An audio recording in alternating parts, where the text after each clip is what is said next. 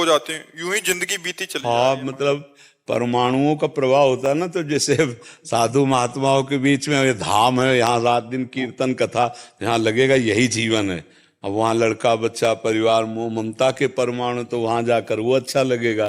तो उत्तम बात यह है कि यहाँ की परमाणुओं से इतनी बैटरी चार्ज करो कि वहाँ इतना डिस्चार्ज ना हो जाए कि नाम छूट जाए, भगवत कथा छूट जाए। अगर ऐसे सावधान, तभी हम कहा करते महीने 2 महीने में वृंदावन आना चाहिए।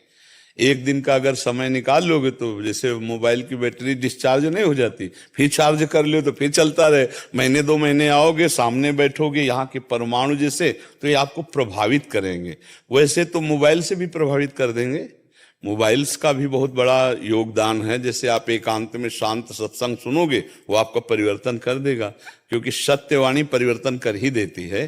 तो अगर कहीं सामने हो तो उसका विशेष प्रभाव होता है, क्योंकि हम हाव भाव दृष्टि ये सब प्राप्त करते हैं ना, तो इससे हमें पावर मिलता है। दरस परस अगनास बास निज संग करो दिन, तिनमुख हरिजस सुनत श्रवण मानो न तृपित छिन। सेवक जी महाराज कह रहे हैं, जिनके दर्शन से संभाषण से पाप नष्ट होते हैं।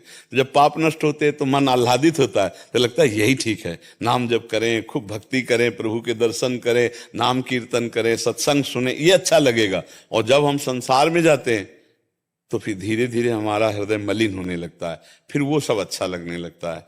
तो हमें लगता है कि ऐसा हम अभ्यास करें, ऐसा स्वभाव बनाएं कि यहाँ जैसा हमें लगता है वैसी स्थिति वहां भी बनी रहे। तो उसके लिए नियम पकड़े जाते हैं, इतना नाम जप करेंगे, इतनी रोज भागवत पढ़ेंगे, इतनी चतुरासी जी पढ़ेंगे, ये ठाकुर सेवा करेंगे, उनको बिना भोग लगाए पाएंगे नहीं। तो हमें लगता है भाव बनने लगेगा, क्योंकि अगर सबके भाव ना बनते तो सब वृंदावन में ही थोड़ी, फिर भक्ति कैसे होती? फिर तो भक्ति का एक केवल क्षेत्र ही मात्र में हो जाता कि अगर ब्रज 84 कोष में हो तो भक्ति होगी, अन्यथा नहीं होगी। ऐसा नहीं है। अगर भक्ति का रंग बढ़ाया तो गोरखपुर में गीता वाटिका में भाई जी और पूज्य राधा बाबा ने वृंदावन का भाव प्राप्त कर लिया।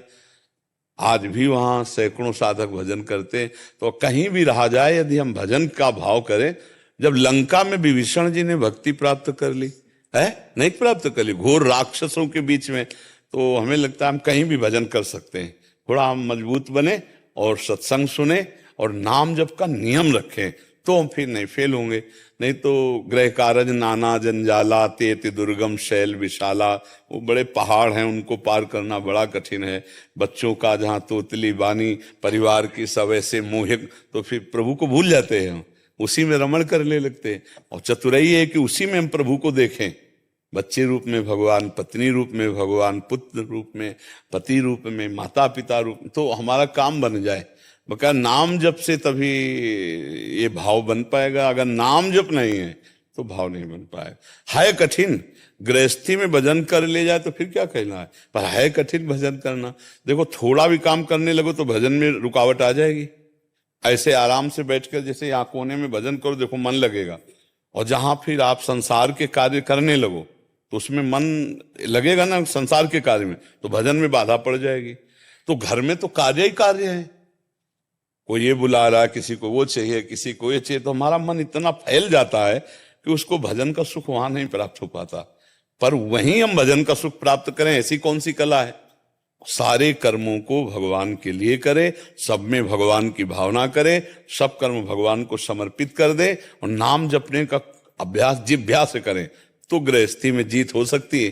नहीं तो है तो बहुत विचित्र, माया का फंसाव है, मोह का फंसाव है। तो आप हिम्मत मत हारिए, नाम जप कीजिए, प्रभु से प्रार्थना कीजिए हमको ऐसी सामर्थ्य दो। देखो मीरा भी अपने परिवार में, ससुराल में जैसे, तो वहां भी भजन, वहां भी भगवत भाव। गृहस्थी में नरसिंह मेहता जी भी तो थे, उनकी पत्नी थी, पुत्र थे, पुत्री थे, लेकिन भजन भाव में क्या कमी आई? हम थोड़ा प्रियता और बढ़ावें। अभी हमारी थोड़ी प्रियता कम है, इसलिए यहाँ रंग आ जाता है और वहाँ रंग हट जाता है। अगर हम प्रियता बढ़ावें तो कहीं भी रहे हमारे रंग में मतलब कोई भी कसर नहीं होगी। हमारा रंग भक्ति का सुरक्षित बना रहे। वो नाम, जितना नाम में अधिक प्रेम करोगे उतने आप भक्ति सुरक्षित रख पाओगे। जी। मानस पाठक जी आजमगढ़ से। राधे राधे गुरु जी, आपके चरणों में कोटि कोटि प्रणाम। महाराज जी, मैं असत्य बातों पर क्रोधित हो जाता हूँ, चाहे वो मुझसे उम्र में श्रेष्ठ ही क्यों ना हो। क्या तो इससे मेरे भजन में त्रुटि तो होगी? बात तो दोनों गड़बड़ हो गई। वो असत्य बोल रहा है, तुम क्रोध कर रहे हो, तो बात गड़बड़ हो गई, दोनों खराब हो गए। वो असत्य बोल रहा है और आपको पता है वो असत्य बोल रहा है, तो हमें भगवान से प्रार्थना करनी कि उसको सामर्थ्य दें कि वो सत्य बोले और हम शांत रहें, हम प्रसन्न रहें। हम क्रोधित क्यों? वो असत्य बोलकर दोष कर रहा, तुम क्रोधित होकर दोष कर रहे हो। बात तो दोनों ही तो बुरे हो, तुम कोई अच्छे थोड़ी हो गए, क्योंकि तुमने क्रोध रूपी पाप को स्वीकार किया और वो असत्य रूपी पाप को स्वीकार किए। त्रिविधम नरकस्येदम द्वारम नाशन मात्मना कामः क्रोधा तथा लोभा तस्मात् दैत्यम त्यजेत। भगवान कह रहे हैं 3 नरक ले जाने वाले, काम, क्रोध और लोभ। वो असत्य बोल रहा है, नहीं असत्य संपातक पुंजा, तो तुम क्रोध रूपी पाप कर रहे हो। बात तो एक ही है, तो तुम श्रेष्ठ थोड़ी हो गए, तो तुम्हें क्रोध त्यागना चाहिए। वो असत्य पे, इसलिए हमें भगवान से प्रार्थना करनी चाहिए, प्रभु आप बुद्धि शुद्ध कर दो तो सत्य भाषण बोलने लगे, सत्य विचारवान हो जाए, सत्य आचरण करने वाला। हमारा पावर भगवान है।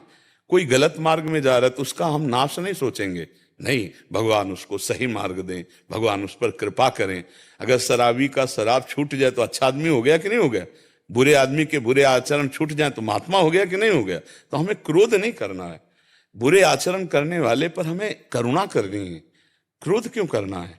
नहीं नहीं, भगवान कृपा करें, उनकी बुद्धि शुद्ध करें, ऐसे हमें भावना करनी है। उसका अहित अमंगल क्रोध से आप अपना भी अहित कर लेंगे और उसका भी अहित कर लेंगे, तो क्रोध अच्छी बात नहीं। क्रोध तो सर्वनाशक है, अपना विनाश करता है, सामने वाले का विनाश करता है। क्रोध में आ जाओ तो वो तो झूठ बोल रहा है, तुम तो असभ्य बोलने लगोगे।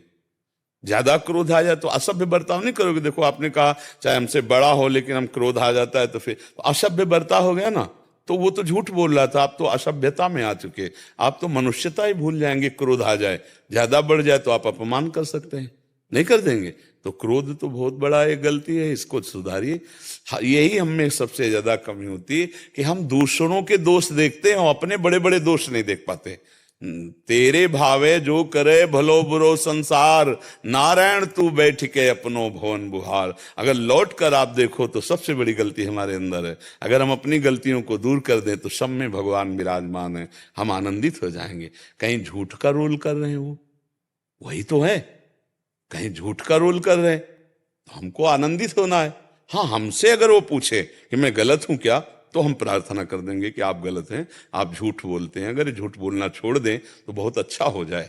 लेकिन अगर वो हमसे नहीं पूछेगा तो हम इस बात में आनंदित रहेंगे, मेरे भगवान इस रूप में झूठ की लीला कर रहे हैं। 3 प्रकार की लीला हो रही, एक हो रही सतोगुणी, एक हो रही रजोगुणी, एक हो रही तमोगुणी। एक है सृजन लीला, एक है पालन लीला, एक है संहार लीला। तीनों लीला मेरे भगवान की हैं। हमको किस लीला में लगा है ये हमें देखना है, हमको किस लीला में जाना है हमको ये देखना है। तो क्रोध का त्याग करके असत्य भाषण करने वाले पर भगवान की प्रार्थना करके उस पर करुणा करनी चाहिए, ना कि क्रोध करके हम असभ्य व्यवहार करें। ठीक है? अर्चना जी। राधा वल्लभ श्री